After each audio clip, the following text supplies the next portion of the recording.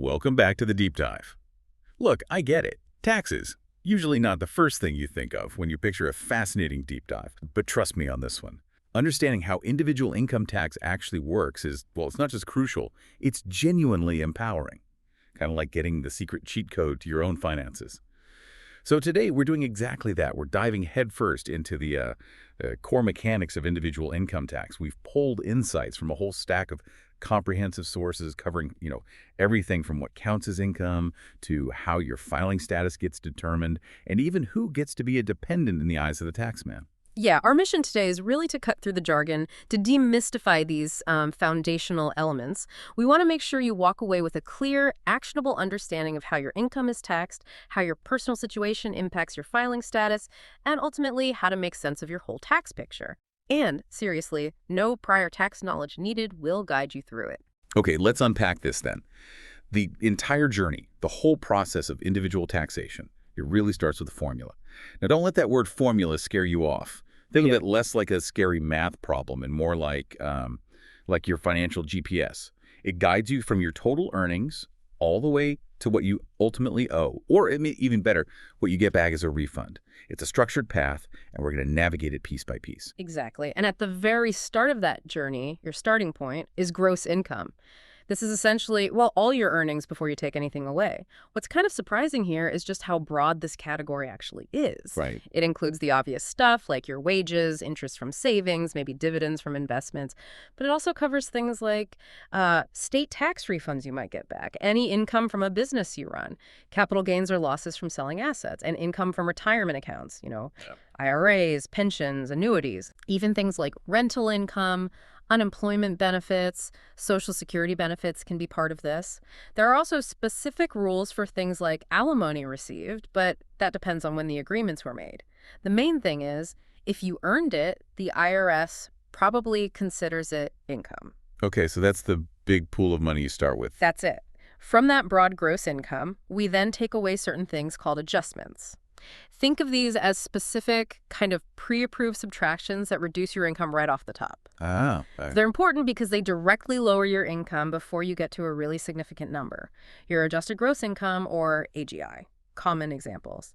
Well, money you put into a traditional IRA, student loan interest you paid, maybe contributions to a health savings account. Right, I've heard of those. Yeah, and if you're self-employed, maybe part of your self-employment taxes or your health insurance premiums might count here. There are also specific rules for things like alimony paid under certain agreements and even moving expenses, but only for military orders now. These adjustments are basically the government's way of encouraging certain things. Okay. Incentives. Exactly. Yeah. So once you subtract those adjustments from your gross income, you land on adjusted gross income, or AGI. This is a really crucial number, like a major landmark on that financial GPS we talked about. Why is it so important? Because this single number, AGI, is often the baseline used to calculate limits on many other deductions and credits later in the process. It's arguably the most important number on your tax return. Okay, AGI. So once you have that, you mentioned a crossroads. You have to choose something. That's right. You then choose between taking the standard deduction or itemizing your deductions, taking itemized deductions. It's a bit like choosing the scenic route versus the direct highway. You pick the one that results in the lowest tax. Okay, so most people just take the standard one. Yeah, most people find the standard deduction is simpler and often higher. But if your specific deductible expenses add up to more than the standard amount, you'll want to itemize. What kind of things are we talking about for itemizing? Right. What qualifies? Well, our source material highlights things like medical expenses, but only the amount that's over a certain percentage of your AGI. Then there's state and local taxes paid SALT, though there's a pretty significant cap on that now, $10,000 per household. Ah, yes, that limit. Interest paid on your home mortgage and sometimes on investment loans. Charitable contributions you make, those also have limits based on your AGI and what you donate.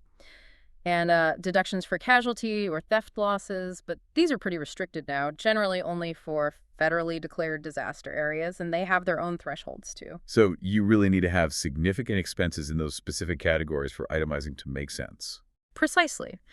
After you've subtracted either your standard or your itemized deductions, you get to something called taxable income before QBI deduction.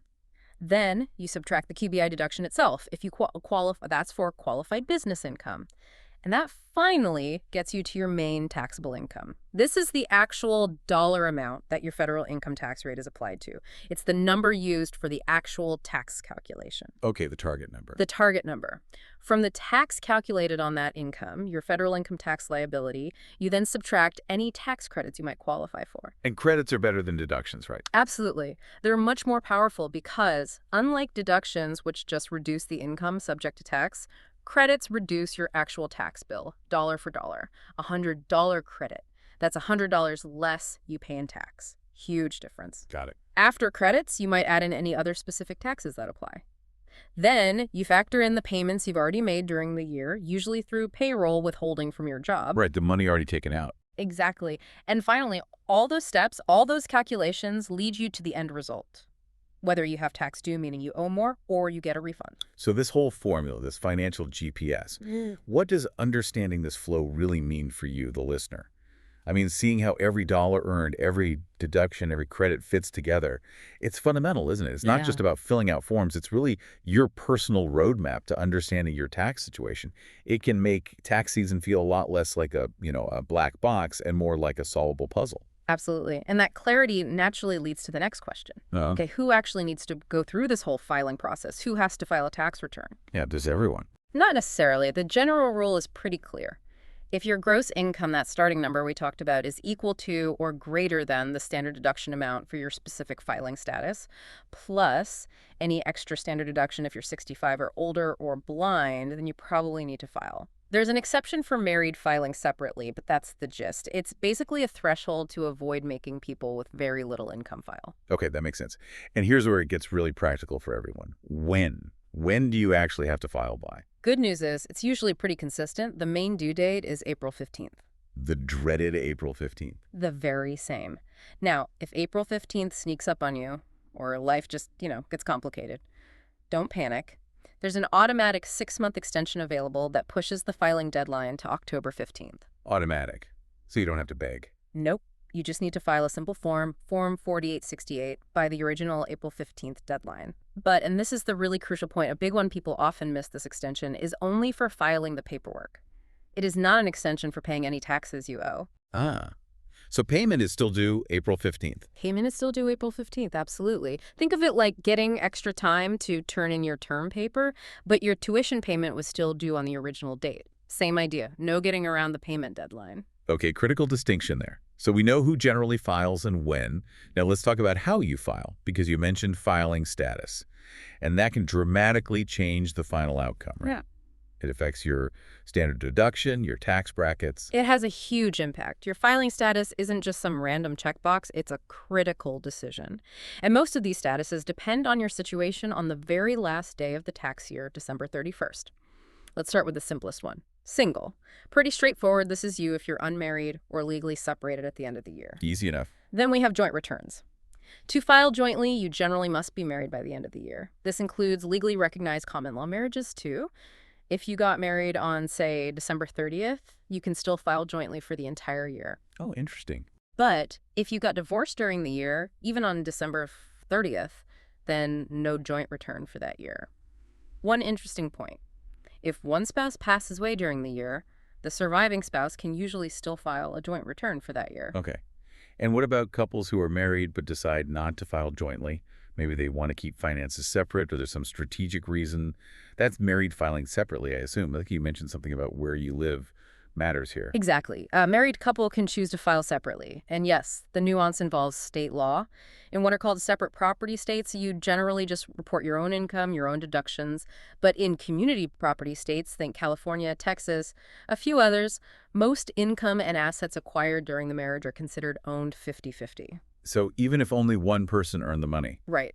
Even then, most income deductions credits often get split down the middle between the spouses on their separate returns.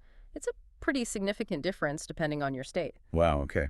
Need to know your state rules there. Definitely. Then there's a status called qualifying widow with dependent child.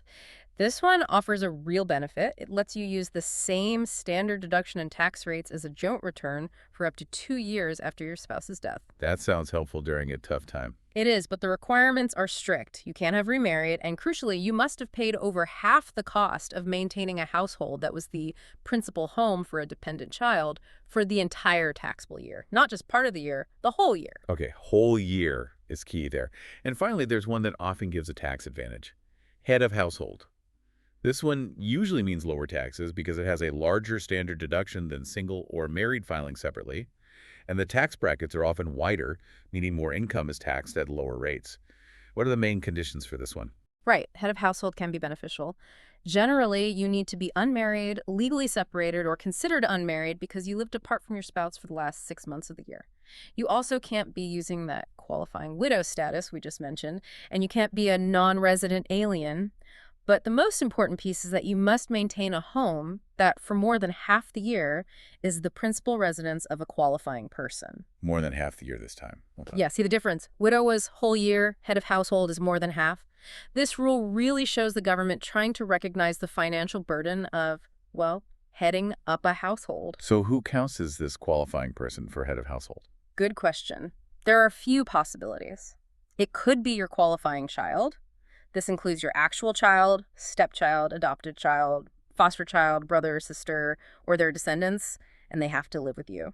Okay. It could also be your father or mother. They're kind of a special case because they don't actually have to live with you. As long as you maintain a home that was their principal residence for the entire year, meaning you paid over half the cost of the upkeep, like their rent or nursing home costs, or utilities they can qualify you for, head of household status, even if they live elsewhere. That's a really specific rule for parents. It is. And lastly, other dependent relatives can qualify you, but they must live with you for more than half the year. This includes people like grandparents, aunts, uncles, nieces, nephews, step-siblings, in-laws.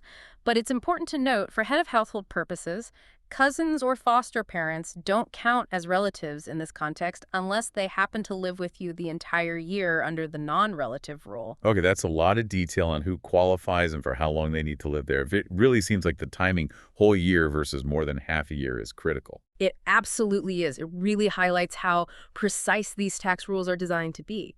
Like we saw, for a widower, that dependent child needs to be in the home for the whole year. For head of household, the qualifying person needs to be there for more than half a year. These specific timeframes aren't arbitrary. They're there to try and ensure fairness and target the tax benefits correctly based on different family structures and support situations. Which leads us nicely into the next big topic, dependents. This section is incredibly important, right? Because having qualifying dependents can unlock some really significant tax benefits, like those filing statuses we just talked about, or certain tax credits.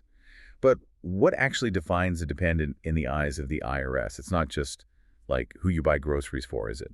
No, it's definitely more specific than that. You're right, it's very important. There are basically two main categories of dependents, a qualifying child and a qualifying relative. And to help everyone remember that the tests involved, tax pros often use these little mnemonics: CARES for a qualifying child and support for a qualifying relative. CARES and support. Okay. The core idea behind both is that you generally get tax benefits for anyone you truly cares for or supports financially. And this applies even if they were born or passed away during the tax year. Just a small note. They usually need a social security number if they're age 1 or older by year end. All right, let's break down CARES for a qualifying child first. Okay, C is for close relative. This is specific. It has to be your son, daughter, stepson, stepdaughter, brother, sister, stepbrother, stepsister, or a descendant of any of them, like a grandchild. It also includes legally adopted children and foster children placed with you by an authorized agency or court. Got it. Close family ties. Right. Next, A is for age limit. Generally, the child must be younger than you and under age 19 at the end of the year, or under age 24 if they're a full-time student for at least part of 5 calendar months during the year. Under 19 or under 24 and a student, what about disability? Good point. There's no age limit if the individual is totally and permanently disabled at any time during the year. Okay, what's our R? R is for residency and filing requirements. The child must have lived with you as their main home, their principal abode, for more than half of the tax year. Temporary absences, like for school or vacation, usually don't count against this. They also generally have to be a U.S. citizen or a resident of the U.S., Canada, or Mexico. And, importantly, The child generally cannot file a joint tax return with someone else, like a spouse, unless they're only filing it to get a refund of taxes withheld and owe no tax. Okay, lived with you more than half the year, citizenship residency, no joint return. What's E? E is for a limited gross income test. This is a really key difference compared to the other type of dependent. For a qualifying child, we don't care how much income they earn. A child could earn, say, $10,000 from a summer job and still potentially be your qualifying child dependent. Their income doesn't disqualify them. That's a big one. Okay, and S? S is for support test, but it's a specific kind of support test for a qualifying child. The child must not have provided more than half of their own financial support for the year. It's not about how much you provided, but whether they supported themselves more than 50%. Okay, so they can't pay for most of their own way. What counts as support? Support generally means the actual expenses paid for their well-being, food, shelter, clothing, education, medical care, etc. There's a special rule here for scholarships. If your child, son, daughter, stepchild, is a full-time student, any scholarship money they receive for school is not counted as support they provided for themselves. That helps parents continue claiming students as dependents. But note, this scholarship exclusion doesn't apply if the student is, say, your sibling or grandchild. Interesting detail on scholarships. Okay, that's CARES for a qualifying child. Yeah. Now, what about the other category, qualifying relative, using support? Right, now we switch gears to qualifying relative and the support tests. First, S is for support test. This time, it's about you.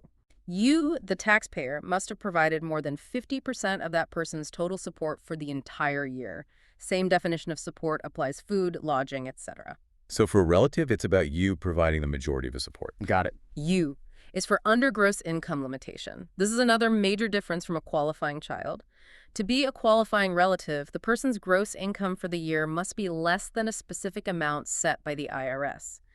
This amount changes slightly each year due to inflation, but for 2023, it was $4,700. Less than $4,700.